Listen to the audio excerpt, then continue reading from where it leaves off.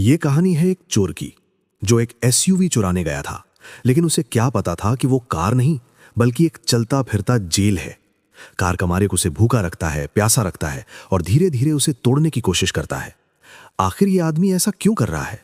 और क्या वो चोर कभी इस मौत के पिंजरे से बाहर निकल पाएगा? कहानी की शुरुआत होती है ब्यूनस आयर्स की गलियों से, बुएनोस आयरेस, जहां एक आदमी जिसका नाम चिरो है, आराम से एक मोहल्ले में इधर उधर घूमता नजर आता है। चिरो कोई शरीफ आदमी नहीं, वो एक छोटा मोटा गुंडा और चोर है, जो मौका मिलते ही लोगों की गाड़ियों में सेंध लगाने के लिए मशहूर है। चलते चलते उसकी नजर एक एसयूवी पर पड़ती है और जैसे ही उसे मौका मिलता है, वो गाड़ी का दरवाजा खोलकर अंदर घुस जाता है। अंदर पहुंचते ही वो सबसे पहले कार का स्टीरियो सिस्टम निकाल लेता है।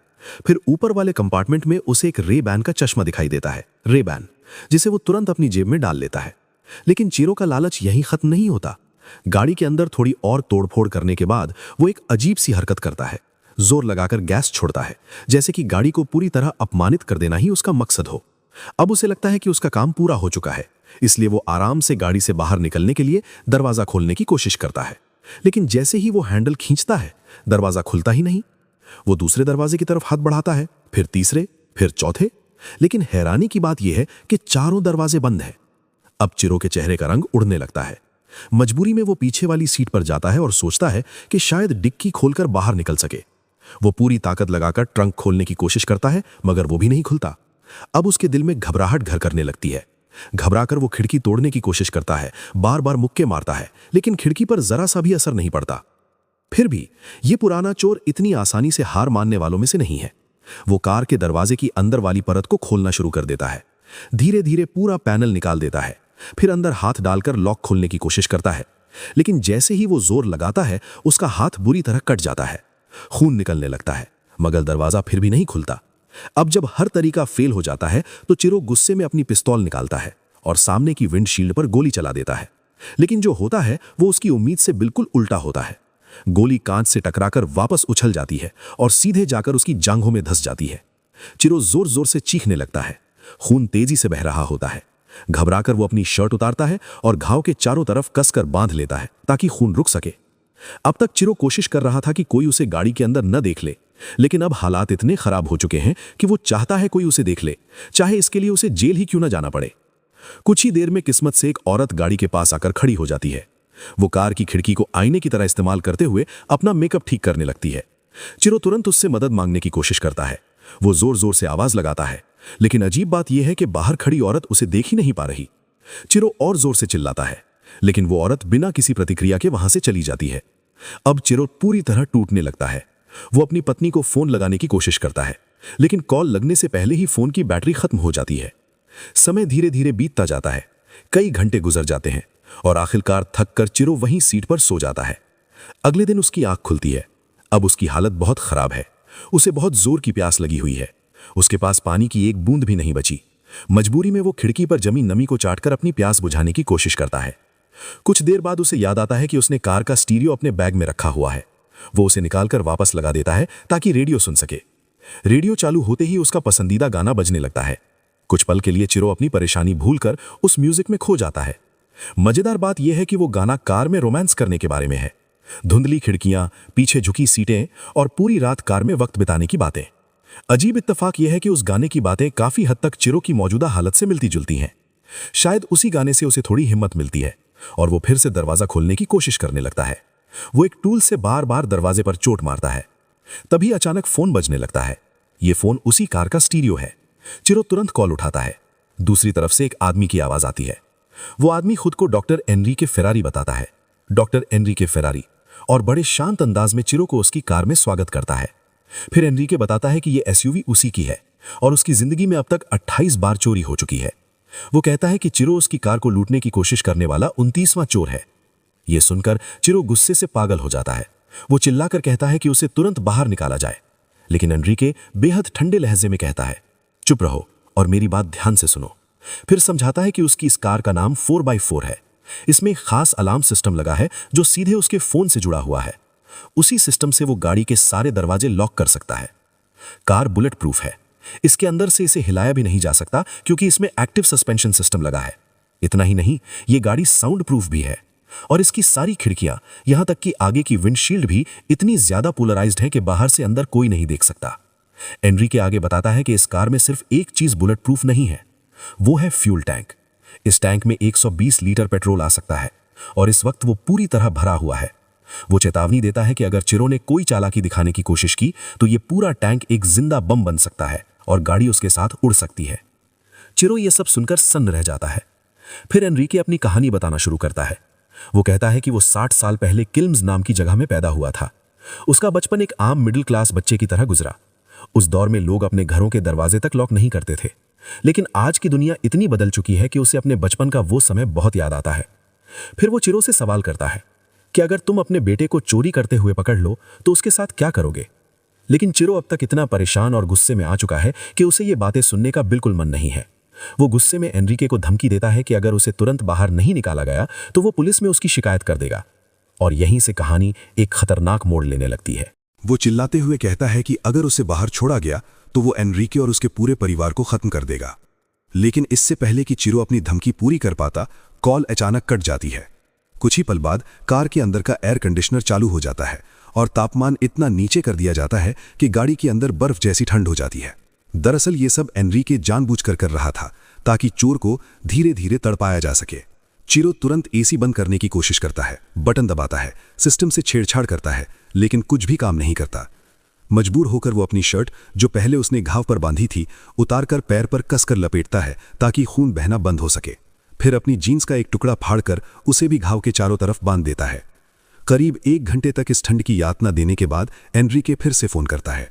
इस बार भी वो वही सवाल पूछता है, अगर तुम अपने बेटे को चोरी करते हुए पकड़ लो तो क्या करोगे, और साथ ही एक लालच देता है, अगर चिरो ने सही जवाब दिया तो उसे पानी मिलेगा।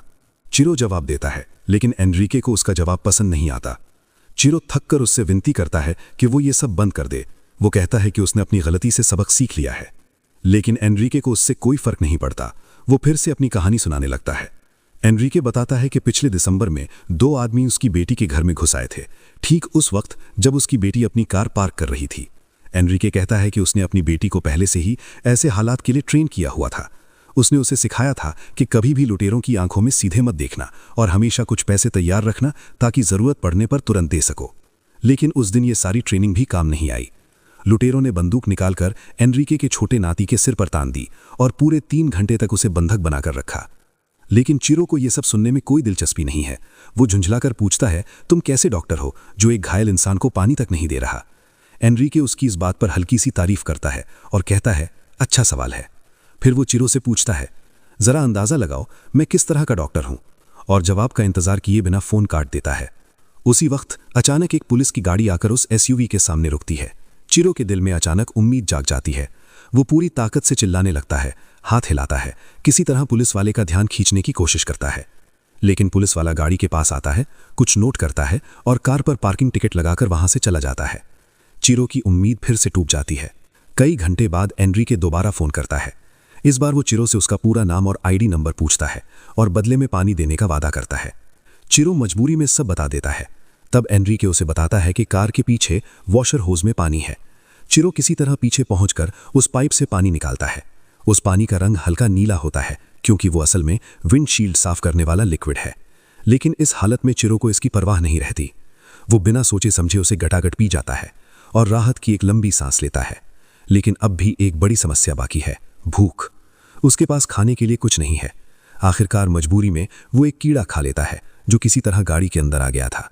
कुछ देर बाद जब वो अपने घाव को देखता है तो पता चलता है कि घाव के आसपास की त्वचा पीली पड़ने लगी है और उसे बुखार भी हो गया है। शायद ये देखकर एनरिके थोड़ी नरमी दिखाता है।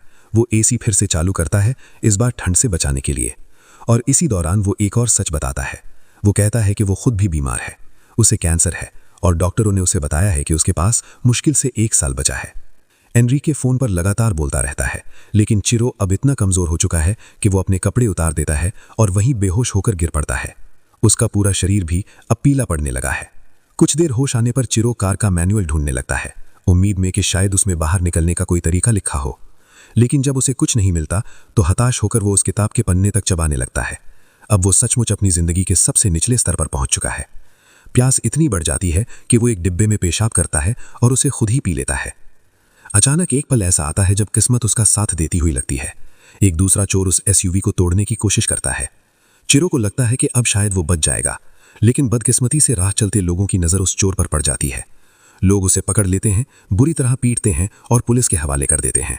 रात होते होते चिरो की हालत इतनी खराब हो जाती है कि जैसे वो एक फिलोसोफर बन जाता है। वो खुद से बड़बड़ाने लगता है। वो कहता है कि दुनिया में कुछ ही लोगों के पास इतनी सारी चीज़ें हैं जो अगर बांट दी जाएं तो हर इंसान आराम से जी सकता है। फिर वो कहता है कि इस दुनिया में कानून भी अमीर लोग बनाते हैं और वो भी सिर्फ अमीरों के फ़ायदे के लिए। चिरो कसम खाता है कि वो ऐसे कानून कभी नहीं मानेगा, चाहे उसे गोली ही क्यों न मार दी जाए। वो बताता है कि इसी वजह से वो चोर बना, जैसे उसका बाप और दादा भी चोर थे। अगले दिन फिर से फ़ोन बजता है।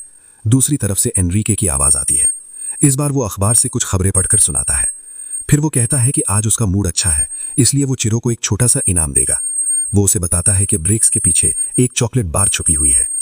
पूरे दिन आराम करने और बाहर के लोगों को खिड़की से देखते रहने के बाद चिरो फिर से भागने की कोशिश करता है। वो बार बार एक दरवाजे को मारता है, जिसे वो अंदर से लगभग पूरी तरह धातु तक उखाड़ चुका होता है। आखिरकार काफ़ी मेहनत के बाद वो दरवाजे में एक छोटा सा छेद बना देता है, जो बाहर की तरफ खुलता है।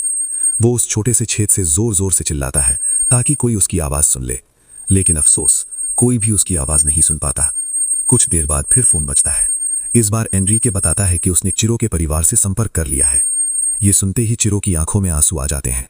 वो घबराकर एनरिके को चेतावनी देता है कि उसके परिवार को किसी भी तरह का नुकसान न पहुंचाए, और फिर रोते हुए उससे पूछता है, मैंने तुम्हारा ऐसा क्या बिगाड़ा था कि तुम मेरे साथ ये सब कर रहे हो? एनरिके चिरो की बातों पर बिल्कुल भी नहीं रुकता। वो उसके पूरे क्रिमिनल रिकॉर्ड निकालकर पढ़ने लगता है।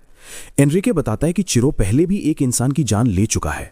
ये सुनते ही चिरो की आंखों में आंसू आ जाते हैं और वो तुरंत इनकार कर देता है कि उसने कभी किसी को नहीं मारा। लेकिन एनरिके के पास सबूत मौजूद होते हैं। वो बताता है कि एक बार चिरो बराकास इलाके में रहने वाले सलेरो ब्रदर्स के घर में चोरी करने घुसा था। जब उन दोनों भाइयों ने उसका विरोध किया और उससे भिड़ गए तो चिरो ने अपनी बंदूक निकालकर उन पर गोली चला दी। एनरिके एक और पुरानी घटना याद दिलाता है, जब चिरो ने एक बस ड्राइवर को इतनी बुरी तरह पीटा था कि वो लगभग मर ही गया था। लेकिन चिरो फिर भी अपनी गलती मानने को तैयार नहीं होता। वो उल्टा बस ड्राइवर को ही दोष देता है। कहता है कि अगर उसने उसे यात्रियों को लूटने से नहीं रोका होता तो ऐसा कुछ नहीं होता। चिरो कहता है कि हाँ, उससे जिंदगी में गलतियां हुई हैं, लेकिन वो उन गलतियों की सजा पहले ही भुगत चुका है। कुछ देर बाद चिरो किसी तरह सोलर पावर से अपना फोन चार्ज करता है और अपनी पत्नी को कॉल करता है, लेकिन कॉल सीधे वॉइसमेल पर चली जाती है। वॉइसमेल में चिरो टूटे हुए दिल के साथ सब कुछ कबूल करता है। वो अपनी पत्नी से माफी मांगता है कि उसने एक बार फिर सब कुछ खराब कर दिया।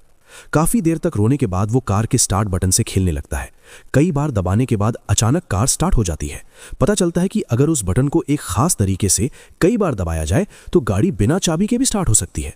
उम्मीद की एक किरण देखकर चिरो तुरंत सीट बेल्ट लगाता है और गियर को रिवर्स मोड में डाल देता है, लेकिन गियर वहीं फंस जाता है।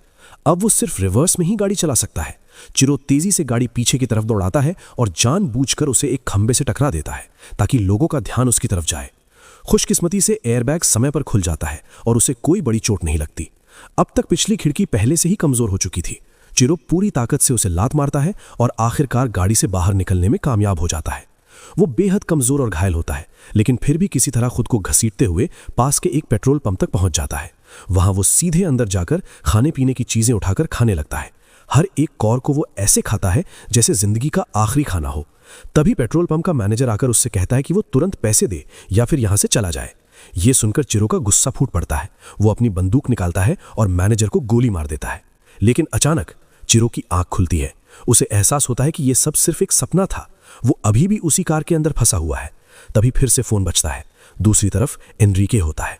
चिरो गुस्से और निराशा में कहता है कि अगर उसे बाहर नहीं निकाला गया तो वो आत्महत्या कर लेगा, लेकिन एनरिके पर इसका कोई असर नहीं पड़ता।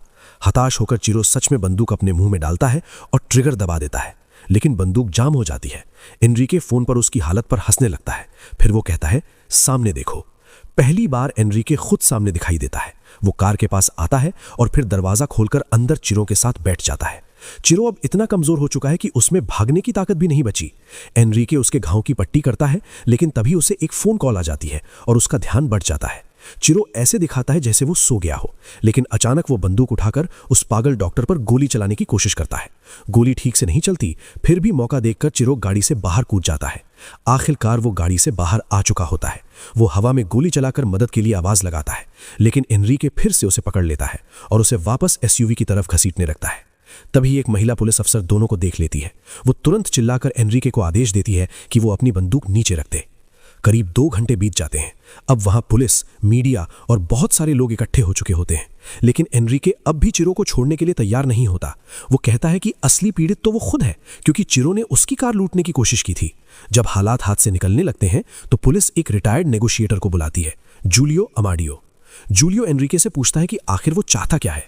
तब एनरिके समाज की उन तमाम समस्याओं के बारे में बोलना शुरू करता है जिनसे वो रोज परेशान होता है और जिनके बारे में सरकार कुछ नहीं करती।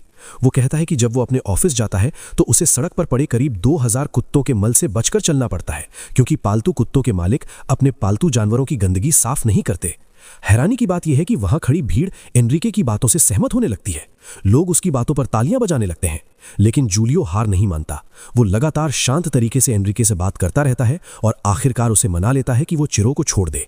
पुलिस तुरंत चिरो को गिरफ्तार कर लेती है। अब जूलियो एनरिके से कहता है कि वो शांतिपूर्वक आत्मसमर्पण कर दे, लेकिन एनरिके कुछ और सोच चुका होता है। वो अपनी कार के ऊपर एक टाइमर रख देता है और खुद उसी एसयूवी में बैठ जाता है। जूलियो को शक होता है कि यह बम हो सकता है। वो तुरंत सबको पीछे हटने का आदेश देता है। कुछ ही सेकंड बाद एसयूवी जोरदार धमाके के साथ फट जाती है। इस विस्फोट में एनरिके की मौत हो जाती है, लेकिन मरने से पहले वो एक ऐसी चिंगारी जगा जाता है जो आम लोगों के दिलों में गुस्से और सवालों की आग छोड़ जाती है। यही थी पूरी कहानी 4x4 की। अगर आपको ये स्टोरी पसंद आई हो तो ऐसे ही और वीडियो के लिए चैनल को सब्सक्राइब जरूर करें, वीडियो को लाइक करें ताकि हमारा सपोर्ट हो सके, और कमेंट में जरूर बताएं कि अगली बार आप किस फिल्म की कहानी सुनना चाहते हैं। तब तक के लिए अपना ख्याल रखिए।